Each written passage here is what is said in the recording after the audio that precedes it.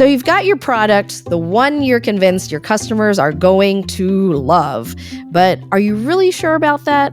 As an entrepreneur, you're probably asking yourself over and over, is there anything else I can do to make this better? And if so, what is it? You had the drive to get it to this point in the creation of your product. And before you bring it to market, how can you feel good about what you've done in making sure that it is everything that it needs to be? In this episode, we're going to talk about how to solidify your product before you present it into the big bad world.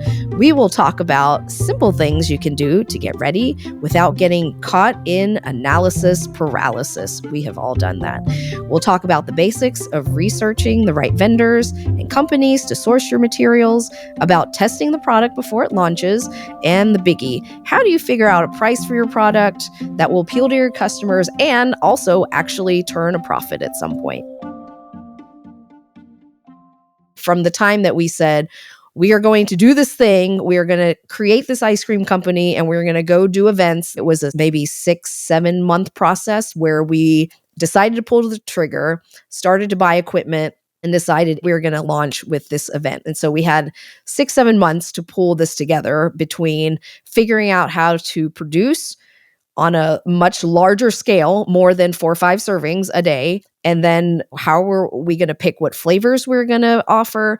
What were we going to charge? I didn't even know how to serve our product in that manner. What's a 3-gallon tub? And how many does that even serve? Does that serve 2 people? Does that serve 200 people? That makes a big difference.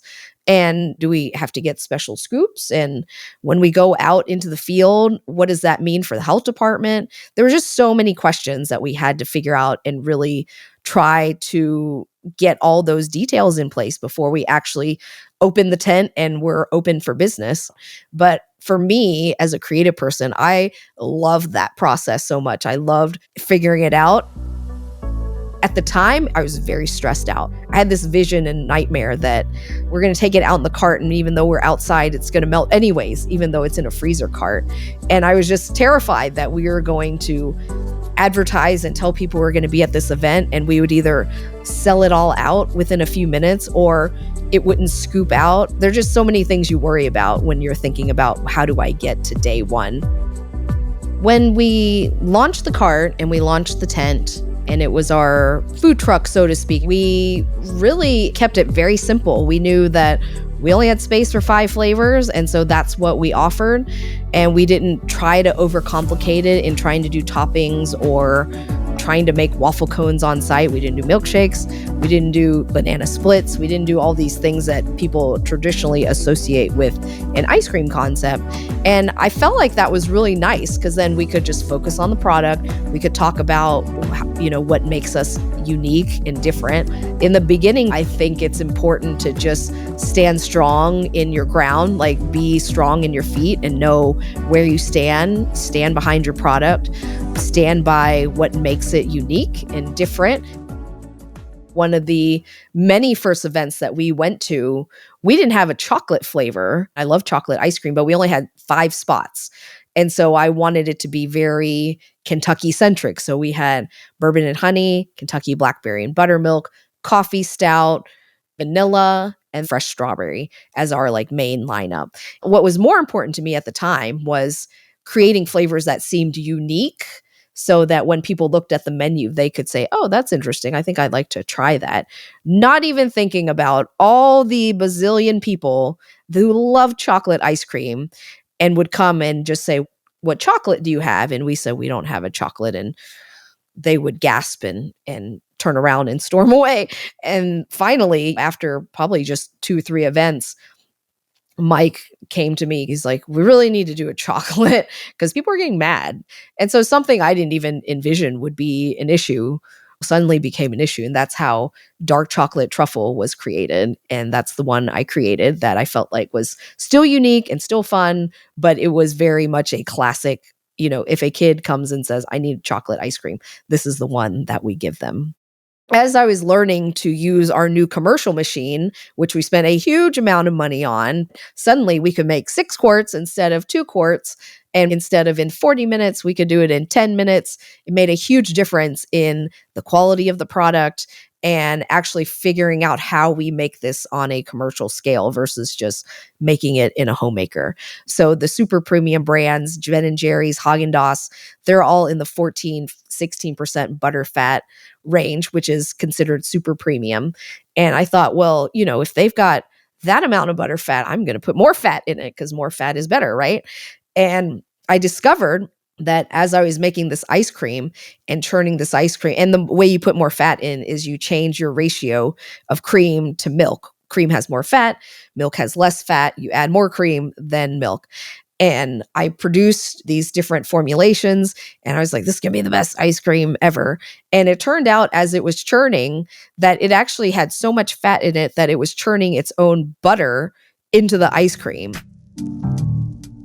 Somebody in town was creating this food festival. They decided to have a meeting of the minds with different food producers and chefs in town. I remember going to this event and just like scooping it out for people. And I remember their faces like, They were like, oh, that's nice. You think it's got like, what's the chunks? And I was like, oh, I think that might be butter chunks. And thinking about it now, it's completely horrific to think of like having like weird butter chunks in your ice cream. But in my mind, I was like, oh, well, more fat's better, right? It wasn't until Mike and I went to ice cream school at Penn State and discovered that 16% is like the max. Otherwise, it will produce butter chunks and it will taste greasy because you have literally produced butter in your ice cream and churned butter into your ice cream. And it is not good for product quality. So I am here to tell you that more fat is not better. So our ice cream now is at a nice, happy 14%. And I will never again try to produce an ice cream that has 18, 20%. So I knew that there was still a ways to go to get our product to where I wanted it to be. And I would say, honestly, it probably was not until 4 or 5 years where I felt like we really settled in. And we obviously had hundreds and thousands of people that still loved our ice cream and purchased it and supported us. But it's been a lot of testing and changing and adjusting. But even though it was not to where I felt like it could be, it didn't stop me from going ahead and putting it out there, because it's important to put your product out there just to try and to just see what people say. It's never going to be perfect, and you need to just launch the thing. Tao here, popping in to share my excitement about one of my favorite companies in the whole world, Holly Hill & Co. If you are like me and are obsessed with food, especially local food, you will appreciate those special ties that happen around the table. Holly Hill & Co. believes, like I do, that food creates connection and community unlike anything else. That's why they take care to strengthen the ties across the generations between family, the farmer, and the land, all the way to the food that ends up on your table. You can experience exactly what this means at one of Holly Hill's 9 unique Central Kentucky restaurants and through their beautiful emails. If you're in Kentucky, be sure to find the nearest location and get ready for an amazing experience with the most fantastic food. Holly Hill's co-founder is none other than my dear friend, James Beard-nominated chef Weta Michael, who's been a force on the Kentucky food scene for over 20 years. Learn more about their incredible food community by visiting hollyhillandco.com, where you'll find stories, recipes, how-tos, and even curated gifts. Again, that's hollyhillandco.com, and let them know that Tao from Crank and Boom sent you. If you've been listening to the show for a little bit now, you know that I believe in the emotional and magical power of food. A big part of the mission statement of Crank and Boom is igniting laughter and spreading joy. Ice cream is our gateway of delivering that to people, and Goldbelly is our partner in the actual delivery of our ice cream to all 50 states. They ship the most famous, the most regional, iconic food from all around the country right to your door. So even if you don't live in the place you grew up, but you really miss your New York bagels or Southern fluffy biscuits, you can get them shipped to wherever you'd like. Additionally, you can try foods from famous chefs like Nancy Silverton or Danny Meyer. Goldbelly is America's #1 food marketplace for all your foodie dreams. If you haven't taken advantage of Goldbelly's amazing offerings, run over there right now to their website, goldbelly.com, and ship yourself a little happy today. That's goldbelly.com, and be sure to add a collection or two of Crank and Boom ice cream to your cart while you're at it. One of the biggest challenges in the beginning was when folks are used to a certain price point for a product that is a very big commodity, ice cream. You can get a $5 mega tub from your local grocery store. How do we convince people to pay $4 for a single scoop of ice cream? And we got a lot of pushback in the beginning. Our prices at that time were comparable to other craft ice cream places in bigger cities. But for our town, it was pretty new to kind of have that price point. And we're not going to convince you to buy something you don't want to buy. But we can also offer a story and explanation as to why it costs $4 for a single scoop. And so if somebody is asking us like, why is it so expensive? We explain to them our process. We explain that it's locally sourced. We explain that we are trying to build a team up with good wages and build a company that's different than other companies. If they say, well, I'm just not going to pay that, then I mean, there's nothing you can do. They can walk away and they can get their cheaper ice cream elsewhere. That just means that's not your customer, and you have to be okay with that. What I would mostly advise, if you know what your price point needs to be in order for you to run the business, and you have pushback in the beginning, do not lower your prices. Just don't do it. It just means you haven't found your audience yet. It's all about numbers. You can sell something high, you can have fewer customers, you can sell something low, you can have a lot more customers. There's a lot of different models that you can do. But for us, it was really important to stage ourselves as a premium product. So we accept that the way we make ice cream is very expensive, and we have to price our products accordingly. Of course, you can't price it out of the market because then you have no customers. There's a give and take of where you have to land, and only you can determine where that is. One of the most important things when we were creating this ice cream was, of course, to make the best ice cream that we could possible. I am a chef at heart, and I come from a culture where when I go back to my parents' hometown, they literally have a shop house where we have family members who live upstairs, and then they sell whatever product they sell downstairs. And it's a whole row of shop houses. And then on the back of that row of shop houses is an open market. So basically, we wake up, we walk there or ride a motorcycle, get breakfast, bring the ingredients for either us or somebody else to cook. And that's how we eat. We grow our own food, we create our food, and that is the food chain, basically. And so I was really interested to also put local ingredients into our menu and to also build that relationship with farmers, because I love farmers. I love how hard they work, and they're just the best people on earth. And I just wanted to make more friends who were farmers. And I was also very interested in the concept of building our own value chain. So if we created this ice cream company, then what if we could source dairy from a local farmer? And hopefully, if we grew as a business, then their business would grow. And now suddenly we're not just affecting our economy, we're affecting that person's economy and their livelihood. And can we keep building on that, where we are helping to bring income to a dairy farmer who might not have it otherwise? So when we were thinking about sourcing, and it all stemmed from creating these little small batches. And so when you scale it, how do you continue to still source the very best ingredients to make the very best ice cream that you can? We looked for local dairy. We looked for local fruits that we could put into our ice cream.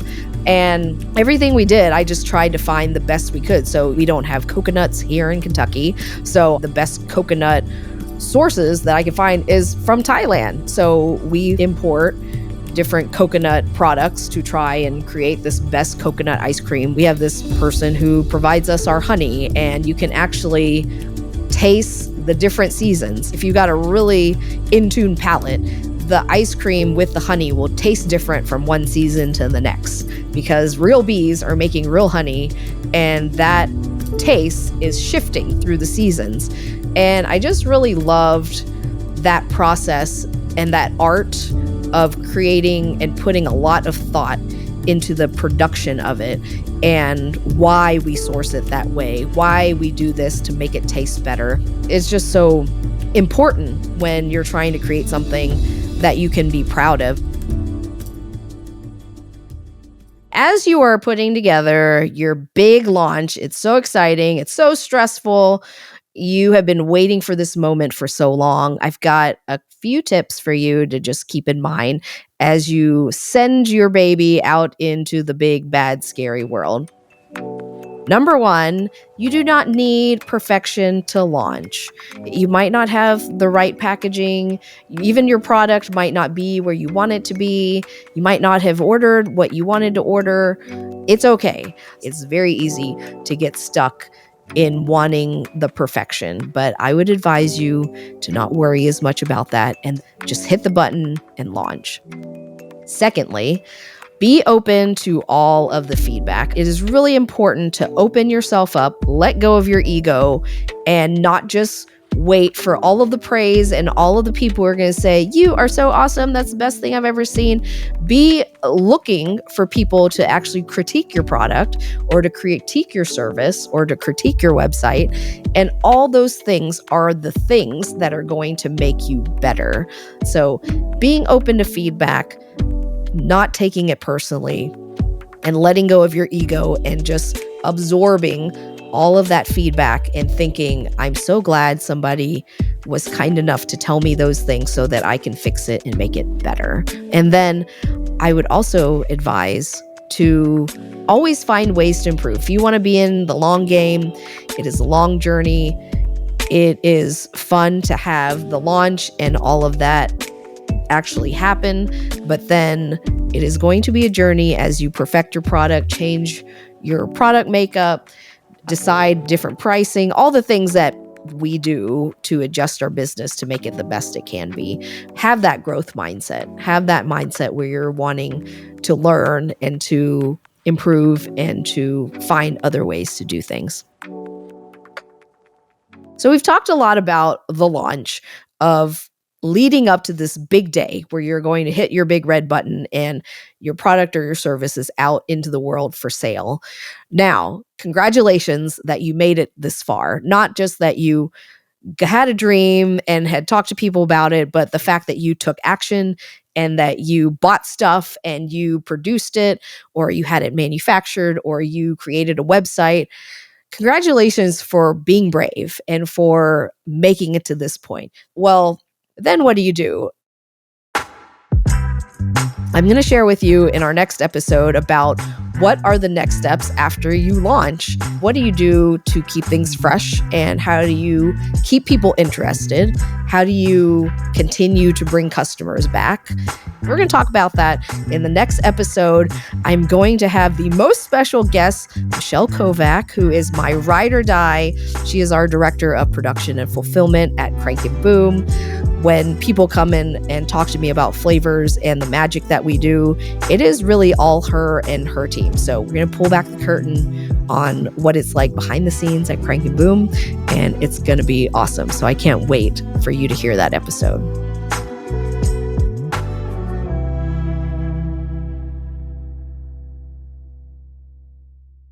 Thank you so much for listening to the Crank and Boom podcast.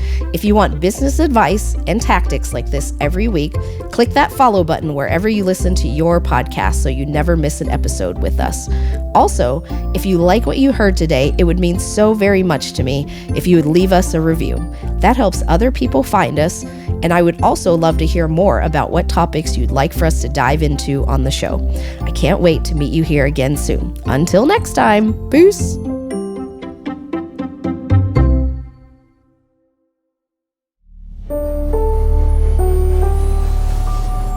This is a production of Four Eyes Media.